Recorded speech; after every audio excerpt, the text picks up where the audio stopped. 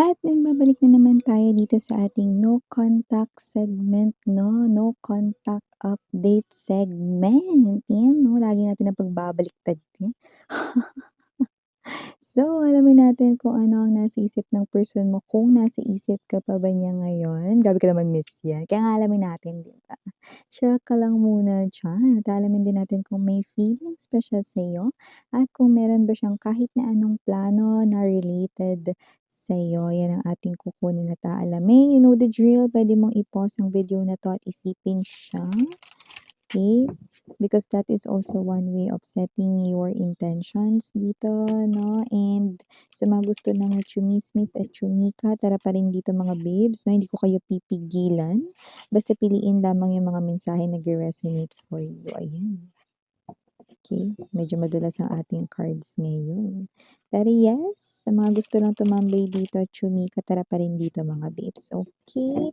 Kung di niyo pa alam, meron pa po tayong other channel link down below sa ating description box. So, maraming salamat Archangel Michael, Guardian Angels of Collective. Can we get messages about this person here? Iniisip pa po ba niyo si Collective? May plano po bang related or konektado kay Collective? Or meron ba ritong dapat malaman si Collective na tungkol dito sa tao na to? So, let us see. Real-time energies ang kukunin or kinukuha natin ngayon sa kanya.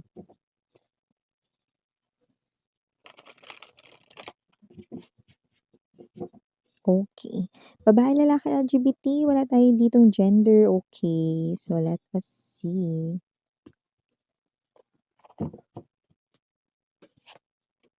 Queen of Spades.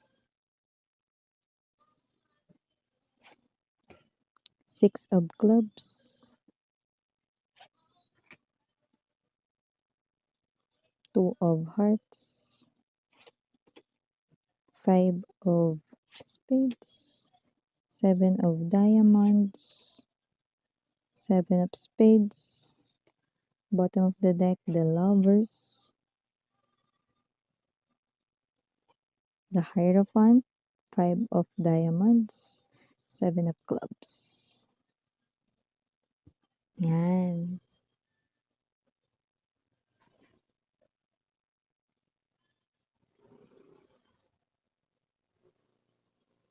Okay.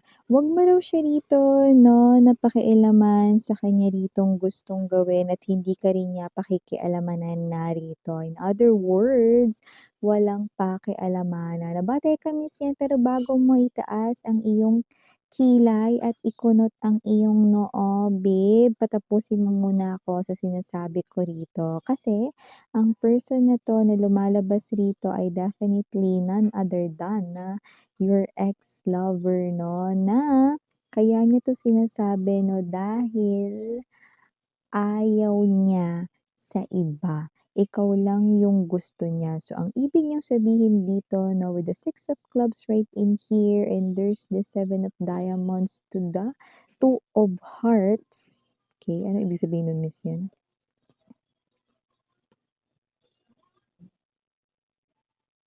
Hindi ka niya pakikialaman kung pumasok ka na or papasok ka na sa ibang bagong relasyon or sa isang bagong relasyon, I mean. Hindi ka rin niya pakikialaman dito kung ano yung gusto mong gawin ngayon sa buhay mo, pero sana hayaan mo lang siya na itago yung mga natitirang larawan mo or larawan ninyong magkasama. At hayaan mo lang siya rito na itabi at gamitin ang mga gamit na puwedeng ibinigay or ang inyong mga tinatawag na couple items na puwedeng nasa kanya or nasa possession or pag-aari pa rin niya ngayon. See? So, ibig sabihin kung naka-move on ka na, marami sa inyo ang naka-move on na dito sa tao na 'to with the Chariot card energy, Seven of Spades. Okay? At willing na kayong pumasok sa isang new relationship or nakapasok na kayo sa bagong relationship 'no. Wag niyo na raw siya ritong pakialaman sa kanyang trip. Walang basagan ng trip 'no. Ang gusto niya rito 'no ay, okey, kung patuloy kayong magagalit sa kanya, go ahead. Kung patuloy ninyo na ibo-brought up rito 'no, yung naging third party niya with the Five of Spades to the Queen of Spades 'no, tapos na sila niyan. Pero kung ibo-brought up mo pa rin 'yan or hindi 'yan mawala sa isip mo 'no, na 'yan ang pinakamalaking kasalanan or big mistake niya sa'yo, go ahead lang daw, okey? Pero wag mo rin siya sana ritong pakialaman. Sana wag ka na magbigay ng opinion or feedback 'no, na burahin na yung mga pictures mo sa kanyang phone or sa kanya rito 'no, na storage, ano man 'yan, saan man yung storage na 'yan, mapa-hard drive man 'yan or desktop, computer or sa cellphone niya 'no, or sa kanyang social media na wag mo na lang daw siyang pakialaman dito. At kung patuloy niya pa rin dito 'no, na gagamitin ang inyo ritong picture or photo sa kanyang wallpaper, sa kanya ritong computer o sa kanya rito 'no, handphone, okey, or mobile phones, whatever, hayaan mo lang daw siya rito 'no, yeah. Okey. Kasi yung iba sa inyo maaaring kaya kayo rito magiging ganito, yung iba kasi nangyari na po ito 'no, na itong babanggitin ko kasi real-time energies na ito, 'di ba?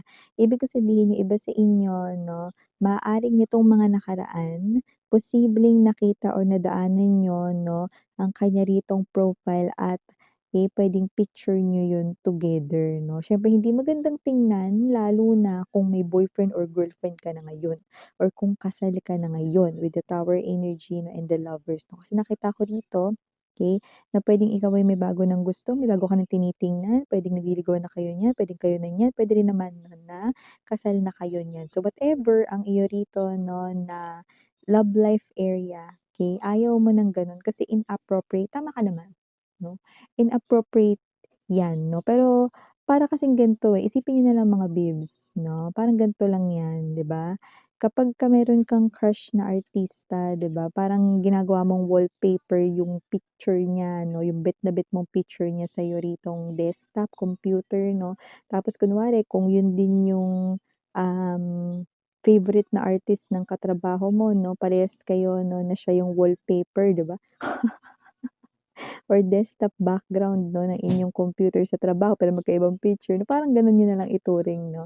Pero yun nga, kung kayo ay parehas pa ring friends sa social media, tama ka, hindi nga maganda kasi 'pag nadaanan din niyo na makikita rin yun ng person mo, hindi rin naman tama yun 'no. So nakikita ko rito na for you, there's an issue, there's a concern na kailangang maitama. Yung iba naman puwedeng hindi literal na ginagamit 'no, ang inyo ritong photos or larawan ninyo 'no, sa kanya ritong display profile or display picture 'no, sa kanyang mga social media platforms or even sa kanya ritong wallpapers or desktop background, okey.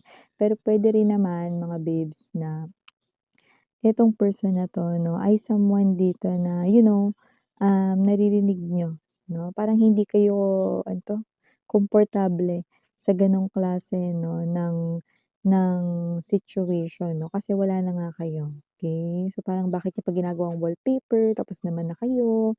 So, parang hindi mapanatag dito, gusto mo lang dito na tigilan niya 'yon, 'yan. So, dito 'no, ang hinihiling niya lang sa'yo or hihilingin niya sa'yo rito 'no, ay ayaw niya kasi sa iba. Hayaan mo lang siya na gamitin niya ang inyo ritong photos or larawan, 'yan 'no. Kasi nakikita ko rito kung makikipagsumbatan or mag-aaksaya kayo 'no ng energy sa kanya na matatalo lang kayo rito, na mabubwisit lang kayo. Kasi malayong-malayo sa sabaw ng pusit 'no, na ititigil or papalitan niya ang profile picture niya dahil lang sinabi mo, okey? So, iba sa inyo 'no, kung pinapasunog niyo na yung mga natitirang gamit niyo sa kanya 'no, hindi niya po yun gagawin.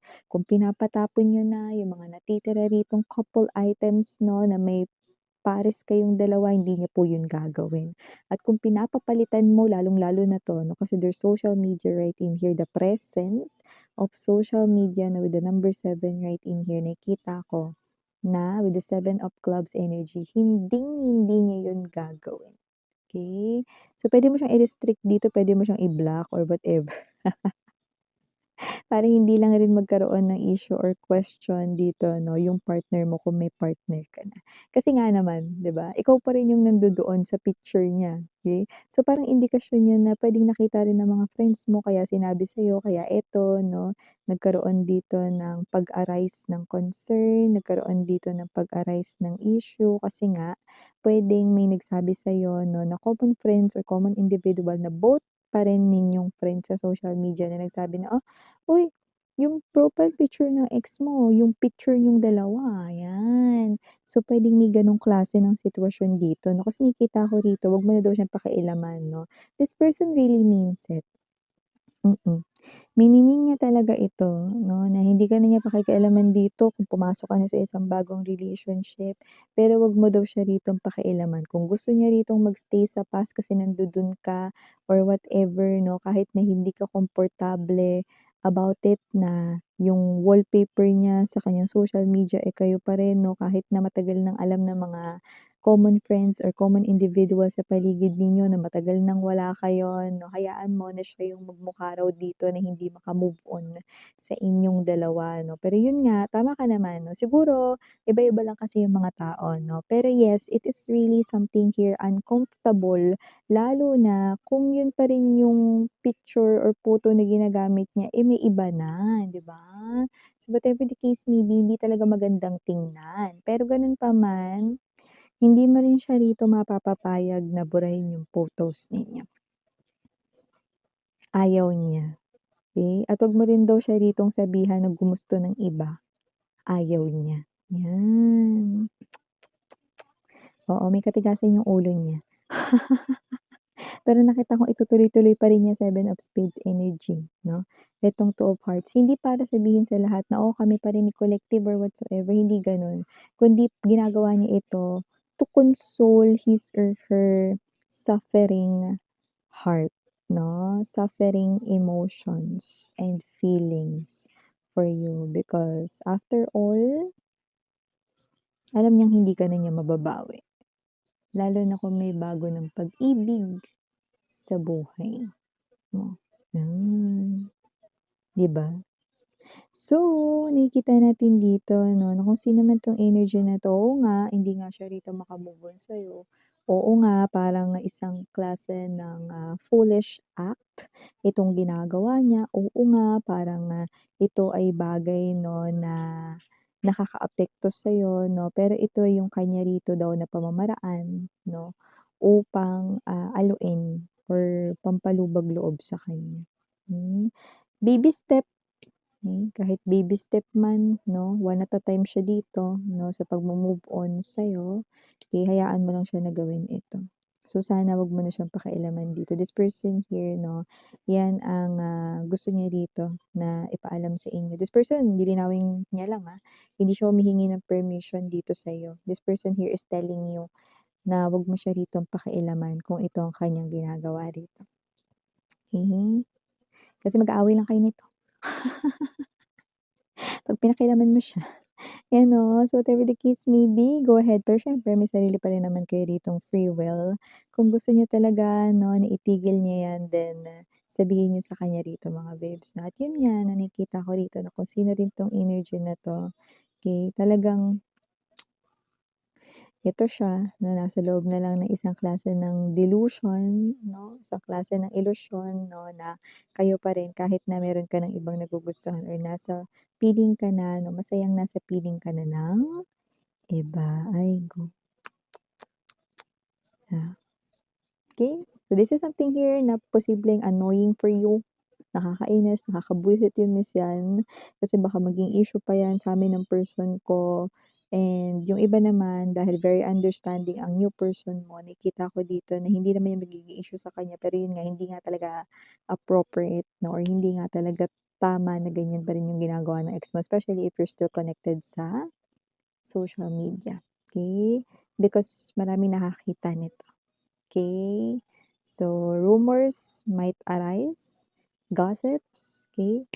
Alam niyo naman, nagfa-fly-fly ang mga balita. Balita has wings, 'di ba? So, okay. Hindi ko naman nakikita na yung new person mo ay maapektuhan, but you just also want na protektahan rin ang iyong new relationship, okay.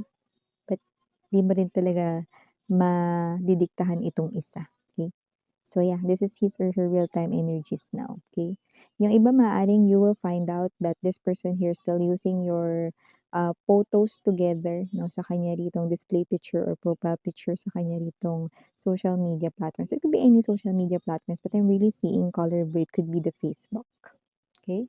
So yeah, for the initials right in here, yes, we have C, K, also have here R, P, and dito rin Q, T. We also have here E, A, And for other letters might be small letters. We have here V, victory V, V as in victory V, N, O, and last but not the least, S.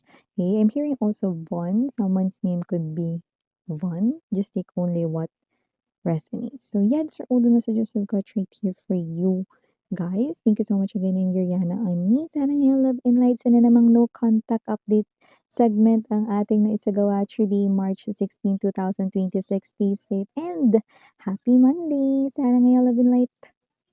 Annyeong.